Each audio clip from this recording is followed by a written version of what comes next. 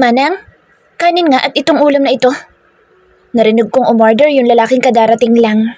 Pinagmasdan ko siyang mabuti dahil pamilyar sa akin ang itsura at tindigan niya. Parang nakita ko na siya ngunit hindi ko maalala kung kailan at kung saan. Marahil naramdaman ng lalaking pinagmamasdan ko siya kung kaya nilingon niya ako. Kitang-kita ko ang pagkagulat niya pagkakita sa akin. Saglit lang iyon dahil muling naging seryoso ang mga mata niya. Hindi ko maipaliwanag ang kabang unti-unting umahon habang nakatingin sa akin ang lalaki. Sigurado kong naramdaman ko na ito noon. Hanggang sa bigla kong naalala kung saan ko siya nakita. Ang mga matang iyon na naghahatid sa akin ng kakaibang kilabot. Ang mga tingin niyang nagbabanta ng panganib. Siya ang lalaking pumasok sa library ni Daddy Kalitz. Marahas ako napatayo at bahagya pang nagulo ang mesa namin dahil doon. Nagsimulang manginig ang mga kamay ko. Ano ba yan, Faith? Natapon tuloy ang tubig. Ano bang... Hoy, saan ka pupunta? Tawag ni Kimberly sa akin pero hindi ko na siya pinansin. Nagmamadaling lumabas ako ng restaurant. Tumatayo lahat ng balahibo ko sa katawan at kay lakas ng kabog ng dibdib ko. Nilingon ko ang lalaki at ganoon na lang ang takot ko na makitang nakasunod siya sa akin. Sa labis na takot ay hindi ko na pinag-isipan ang sumunod na ginawa. Mabilis akong tumakbo papalayo sa lugar. Wala na akong pakialam sa nagtatakang tingin ng mga taong nakakasalubong ko o sa malakas na pagtawag ni Ralph at Kimberly sa pangalan ko. Bakit nandito ang lalaki iyon? Kailangan kong makalayo sa kanya. Patuloy ako sa pagtakbo. Wala akong pakialam sa mga taong nababangga ko. Hinahawi ko sila at sinisigawing tumabi. Hindi ko alam kung saan ako pupunta. Wala akong alam sa lugar. Basta tumakbo na lang ako nang tumakbo para makalayo. Tumawid ako patungo sa kabilang kalsada habang panay ang lingon sa likod para matiyak ko na kung nakasunod pa rin ba sa akin ang lalaki. Malapit na ako sa kabila nang mamataan ko isang motor na mabilis ang takbo. Batid kong tinutumbok niya ang pwesto ko at huli na para ako ay makaiwas. Faith! Malakas na sigaw ni Ralph. Ang sumunod ko na lang na naramdaman ay ang pagtama ng katawan ko sa kalsada. Gumuhit agad ang init sa aking siko at tuhod, kasunod noon ay ang kirot. Nagmulat ako ng mga mata at namalayan ko na lang ang maraming tao na nakapaligid sa akin. Miss, okay ka lang? Tanong ng ilan sa kanila. Hindi ako makasagot sa mga tanong nila. Ang mga matay inilibot ko sa takot na isa sa kanila ay ang lalaking tinatakbuhan ko. Nakahinga ko ng maluwag nang hindi ko ito mamataan. Faith, ano ba nangyari sa'yo? Bakit bigla ka nalang umalis? Nag-aalalang tanong ni Kimberly sa akin. Hinawi nila ang mga tao na nakikiusyoso para makalapit sa akin. Tiningnan ko sila ni Ralph na parehong halata ang takot sa mga mata. Ang motor na nakabangga sa akin ay hindi naman nag-abalang tumigil. Naririnig ko pa ang pagmumura ng mga tao sa driver noon pero hindi ko magawang magalit dahil alam kong ako ang mali. Gosh, ang dami niyang sugat. Ralph, dali natin siya sa ospital. Nagpapanik ang boses ni Kimberly. Noon ko lang napansin ang malalim ko sugat sa tuhod at nagdurugo na iyon at noon lang ako nakaramdam ng hapdi. Inalalayan ako ni Ralph at Kimberly na tumayo. Naramdaman ko din ang pananakit ng aking binti at ibabang likod. Noon, lumapit yung mga tauhan sa restaurant at inalalayan kami hanggang sa sakyan ni Ralph. Mabibilis talaga magpatakbo ang mga motor dito. Mabuti pa idalhin nyo na agad siya sa ospital nang magamot ang mga sugat. Utos sa amin noong isa. Hindi ko na naunawaan ang mga sinasabi nila. Ang mga mata ko ay panay ang tingin sa paligid ngunit hindi ko na namataan ang lalaking kinatatakutan ko. Hindi kaya nagkamali ako? Imahinasyon ko lang na yung magnanakaw sa mansyon ang nakita ko? Tahimik ako nag-iisip hanggang sa makarating sa emergency room ng ospital. Agad ako sinalubong ng mga nurse na naka-duty at nilinis ang mga sugat ko. Faith, I'm sorry for what happened. Puno ng takot na hingin pa umanhin ni Ralph nang lapitan niya ako. Ha? Wala kang kasalanan, Ralph. Ako may kasalanan kaya ako nahagip ng motor. Pasensya na kung pinag-alala ko kayo ni Kim. Ano ba kasing nangyari? Bakit ka tumakbo? Usisa niya.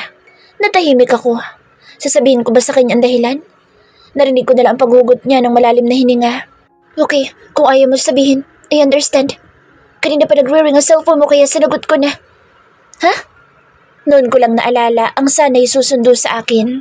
Sinulyapan ko ang relo at noon ko lang napagtantong gabi na pala. Ano sinabi mo?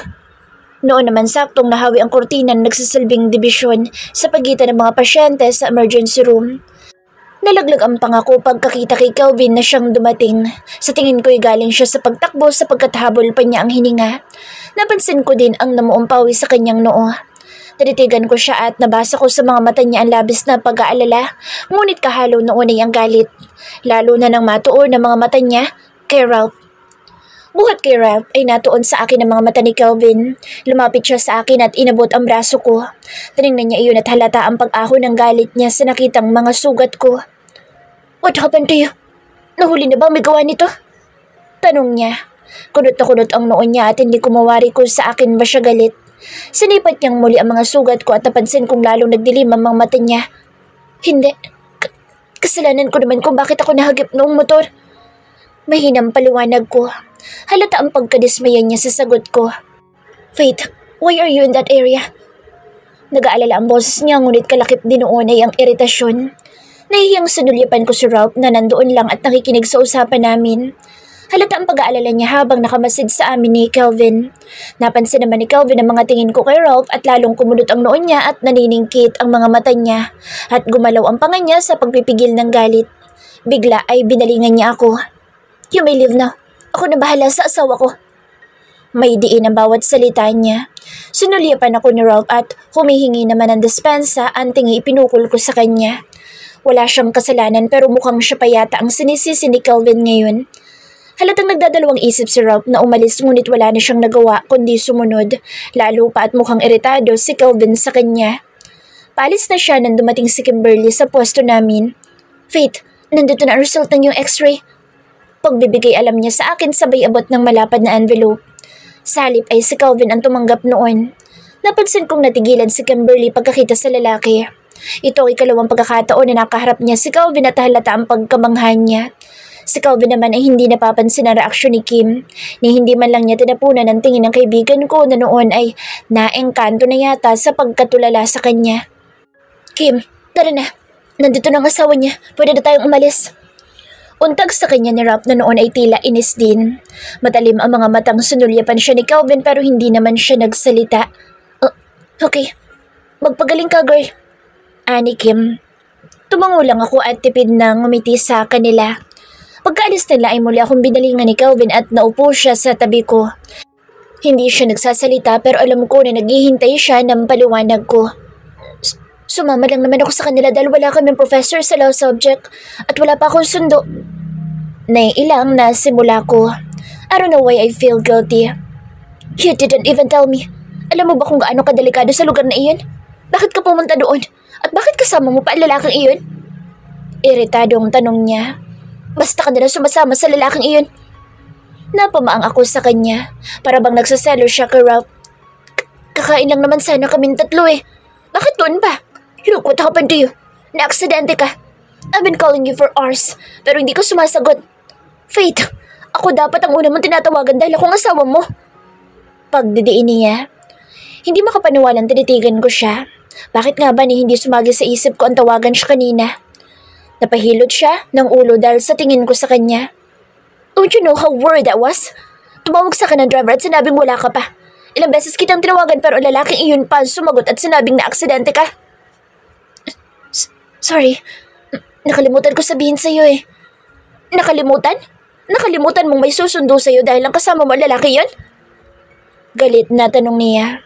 Batid kong naririnig kami na ibang pasyente sa kabilang bahagi lang ng kurtina at napapahiya ako. What? Ano ba sinasabi mo? Kaklase ko siya at inaya lang niya kaming kumain. Faith, hindi mo ba nakikita? Gusto ka niya? Natigilan ako sa narinig. Ano ba nangyayari sa kanya? Paanong napunta kay Ralph ang usapan? Hindi ko alam kung ano sasagot sa kanya. I don't even know what to feel. Matatawa ba ako dahil manghuhula na siya ngayon? O matatakot dahil sa galit na nababasa ko sa mga mata niya? Narinig ko ang malalim na paghugot niya ng hininga. I recognize the look he's giving you. He has feelings for you. Kelvin, why are we talking about Ralph now? Naiinis na tanong ko. Because I am dumb jealous of him. Ano ba nakita mo sa lalaking yun? Singhal niya. Napanganga ako sa narinig at hindi ko magawang magsalita. Makailang beses akong kumurap. Totoo ba ang sinasabi niya? Pero sa ilang buwan na magkasama kami ay tahasan niyang ipinakitang wala siyang pakialam sa akin. Pagkatapos ay sasabihin niyang nagsasalo siya kay Rob? Kaya ba biglang nagbago ang pakikitungo niya sa akin? Napansin ko ang lalong pagkairita niya habang tinitingnan ang reaksyon ko. Isinuklay niya ang kamay sa buhok. The look on his face showed how frustrated he was. Why do you always give me that look when I tell you how I'm feeling? He sounded hurt, and I'm at a loss for words. Sorry, mahinang sagot ko. Tumungo ako dahil hindi ko magawang salubungin ang tingin niya. Hindi ko din alam kung ano isasagot sa tanong niya. Naguguluhan ako. Hindi ako sanay sa Calvin na kaharap ko ngayon. Kaya bilis din ang pintig ng puso ko. Nagulat pa ako nang abutin niya ang kamay ko at nang sulyapan ko siya ay napansin kong titig na titig siya sa akin. Hindi mo ba itatanong kung bakit ako nagsasalo sa kanya? Napalunok ako at ramdam kong panunuyo ng aking labi sa kaba. No, ayokong umasa at masaktan na naman. Muling napahilod siya sa noo nang hindi ako sumagot. Don't, Faith! I am trying to confess my feelings here. Dito? Tanong ko sabay tingin sa paligid. Nanlaki ang mga matang tinitigan niya ako. Saan mo gusto? Tanong niya. Halata din ang pagkapahiya niya na mapagtantong nasa loob pa kami ng emergency room. Noon naman sumilip ang doktor na kanina ay tumingin sa akin. Base sa ngiti niya ay may palagay ako narinig niya ang pag-uusap namin ni Kelvin. Hiniram niya ang resulta ng x-ray ko at ipinaliwanag iyon. Mabuti na lang at wala ako nabaling buto ngunit ramdam ko ang pananakit ng katawan. Hindi na ako kinailangang ma-admit at pinayagan na rin niya akong makauwi. Huwag ka na babalik sa lugar na iyon. Seryosong sabi ni Kelvin nang nasa sasakyan na kami. Nailang ako sa kanya dahil sa naputol na usapan namin. Hindi naman ako maaksidente kung hindi ko nakita ang lalaking yun eh. Mahinang sagot ko. Bigla siyang natigilan. Naguguluhang tiningnan niya ako. Sinong lalaki? Halata ang pagkabahala sa boses niya. Hindi ko sigurado. Pero nakita ko yung nagnakaw sa mansyon ni Daddy. Nanginginig ang boses ko. Inaalala ko pa lang ang itsura ng lalaki ay nababalot na ako ng takot. Nalilito na rin ako kung tama bang siya ang nakita ko o nagkakamali lang ako. Nang tingnan ko si Calvin ay seryoso siyang nag-iisip. His eyes are filled with worry. I'm sorry pero mula ngayon ay hindi ka na pwedeng umalis na mag-isa. Seryoso niyang turan. Ha? Pero paano kung mali lang ako? Paano kung totoo yung lalakang nakita mo? I'll do what needs to be done. Hindi na ako nakipagtalo pa dahil mukhang hindi na siya magpapatinag sa desisyon niya. Natahimik na lang ako habang bumabiyahe kami habang seryoso siyang nag-iisip. Are you hungry? Maya-may tanong niya. Noon ko lang naramdaman ang pagkagutom. Hindi na ako nakakain kanina at ngayon nga ay malalim na ang gabi.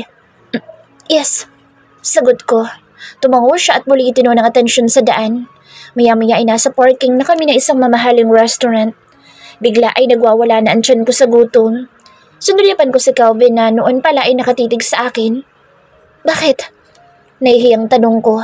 Naiilang ako sa paraan ng pagtingin niya habang siya naman ay tila hindi mapakali. What do you think of this location? Seryosong tanong niya. Ha? Okay naman.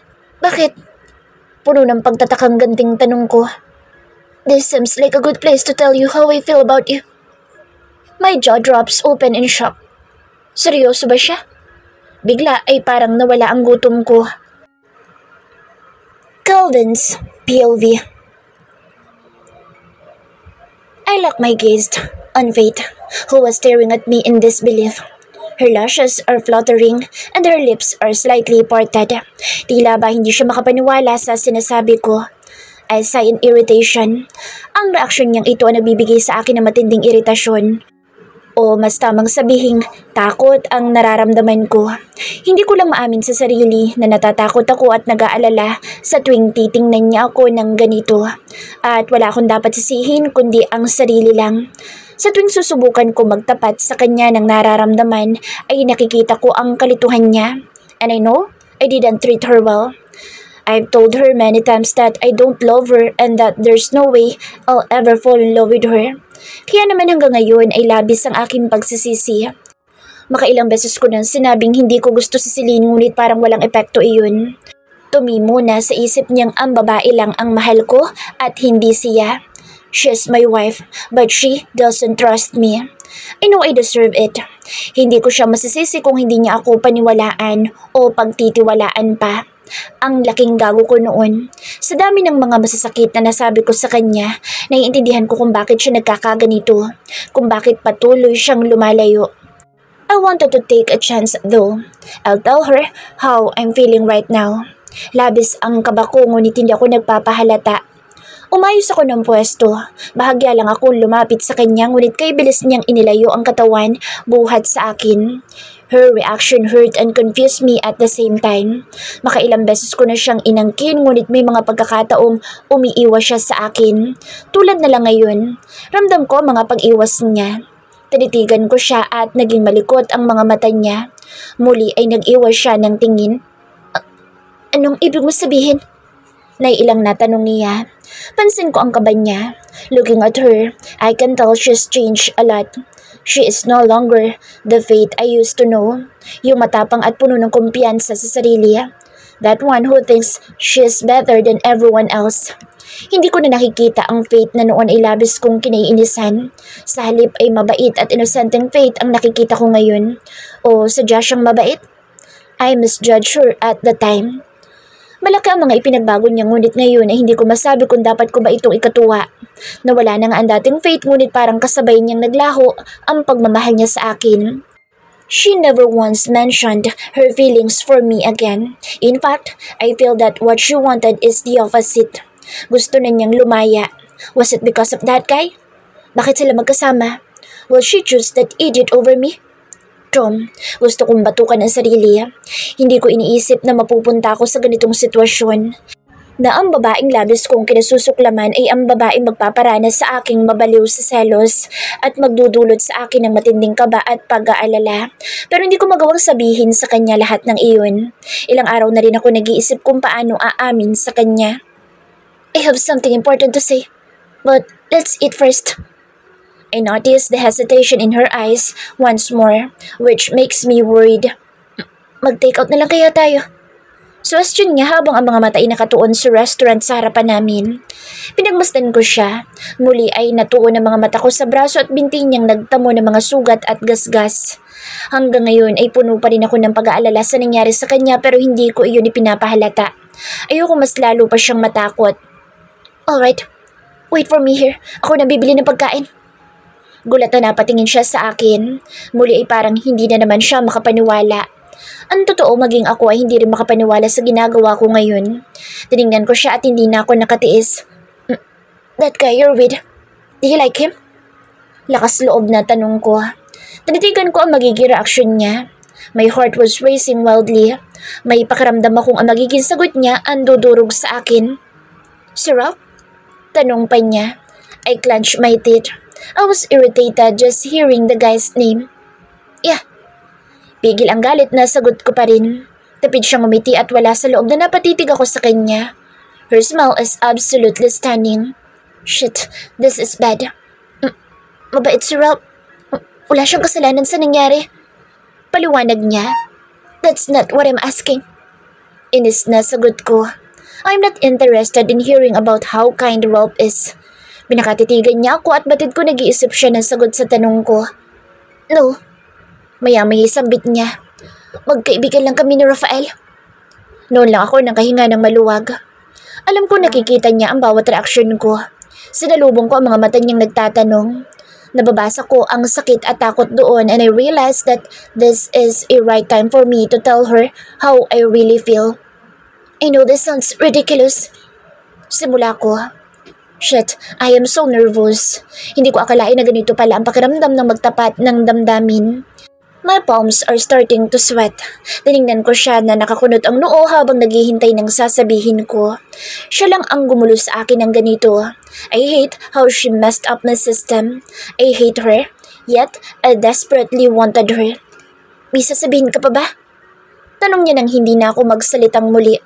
Ilang saglit na napuno ng katahimikan sa loob ng sasakyan. Tanging ang ugong lang ng makina ang maririnig doon. Itunuunan niyang muli ang mga mata sa bintana, marahil dahil sa pagkailang. Faith, I am in love with you. Lakas loob na sambit ko. Dahil doon ay marahas na napalingon siya sa akin. What did you say? Puno ng pagtatakang tanong niya. I love you. Malakas na tugon ko. Nalalaki ang mga matang nakatingin lang siya sa akin. Looks like she's having trouble processing what I just said. Hey, untag ko sa kanya dahil hindi na siya gumalaw. Sorry, Hingin pa umanhin niya. Hindi kita maintindihan. You love Celine. How many times do I have to tell you that I don't love her? Pagdidiin ko. Totoong gusto ko si Celine noon pero hindi iyon umabot sa pagmamahal. I just wanted to help the woman. I now deeply regret telling her that I love Celine. Hindi na iyon nawala sa isip niya. Calvin, what I feel for Celine pales in comparison to how I feel for you. Hindi ko siya mahal. Pero nakita ko kayo magkausap sa mansyon noong party. You were talking about me. Because I told her that I am in love with you. Noon siya natigilan. Ang mga mata niya ay puno pa rin ng pagdududa. Please wait. Just give me a chance. Kahit yun lang. Ay, hindi siya makapagsalita. You don't have to answer now. Alam kong mahirap paniwala na sinasabi ko ngayon. Lalo na sa mga nagawa at nasabi ko sa'yo. I'm sorry for everything. Perhaps this is my punishment for mistreating you. Now, I'm desperate. I love you but I'm not sure how to make you believe me. I know I sound desperate but I don't care anymore. Calvin, alam mo namang mahal kita. Sambit niya. Napatitig ako sa kanya. She seemed overwhelmed by my confession. Namumuo na ang luha sa mga mata niya. Her face is red and her lips are trembling. What? Mapait kong tanong.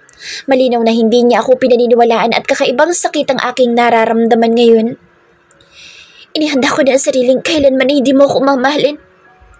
Ayoko nang umasa. Hindi kita pinapaasa. I am telling how I feel. Puno ng pait na sambit ko. Paano kung nabibigla ka lang? Nagagalit ka lang dahil kasama ko si I wouldn't give a damn about that man if I don't love you. Okay. Nagpapanik na sagot niya. Okay, what do you mean? Dalilitong tanong ko. Ligawan mo na lang ako. Sambit niya na hindi nakatingin sa akin. Gulat na napatitig ako sa kanya. Gusto niyang ligawan ko siya? Matapos ang lahat ng namagitan sa amin? And she's my wife. Napansin kong namumula na ang buong mukha niya. However, this is preferable to being turned down. This is my chance. Okay. Nakangiting sagot ko. Noon niya ako sinulyapan. Mapanuri ang mga mata niya. Alam kong sinusukat niya kung seryoso ako. What? Pahabol ko. Kumunot ang noon niya at nagtatanong ang mga mata sa akin. Iba akong maligaw. Ha? Paanong iba? Naguguluhang tanong niya. Noon ako nakakalokong umiti. Walang pasabing hinila ko siya at siniil ng halik. Her body tensed up in shock. But just like before, she didn't push me. Sa katunayan ay nararamdaman ko ang mumunti niyang pagtugon. Nagsimulang lumikot ang mga kamay ko. I was kissing her passionately when I felt her pushing me. Calvin! Noon niya ako itinulak saka lumayo sa akin. Why? Kinakabahang tanong ko. I'm starving. Kanina pa ako hindi kumakain. Ganyan ka ba maligaw? Nakasamangot na tanong niya. Kung gayon ay seryoso talaga siya. Wala akong nagawa kundi sumunod. Okay, bibili na ako ng pagkain natin. Binuksan ko na ang pinto ng sakyan at kitang-kita ko nang umisi siya bago pa man ako makababa. That woman. Fates, POV. Nanginginig ang mga kamay ko habang binabasa ang report na ipinadala ni George. Siya ang taong inutusan kong mag-imbestiga kay Helen. Dito nakasaad ang mga nakalap niyang impormasyon. Noong isang araw pa ito nasa akin ngunit ngayon lang ako nagkaroon ng lakas ng loob na basahin ito. Ngayon ay alam ko na kung gaano kagulo ang buhay ni Helen. Nagmula sila sa Isla Caringa, ngunit nagtungo dito sa syudad para dito na magtrabaho. Madaming klase ng trabaho ang pinasok niya at isa na nga ay ang pagtatrabaho sa bar kung saan meron siyang mga regular customer. Nandito din ang listahan ng mga naging karelasyon niya. Iba't ibang lalaki na nakasama na niya sa bahay. Ganitong klase ng babae bang gusto ni Daddy? Sigurado na akong pera ang habol ni Helen kay Daddy ngunit hindi sapat ang mga impormasyon na ito. Aaminin kong hindi ito sapat para masabing masamang tao si Helen. Kailangan ko pang makakalap ng mas madaming impormasyon tungkol sa kanya. Malakas ang kutob kong may kinalaman siya sa lalaking nagnakaw sa mansyon ni Daddy.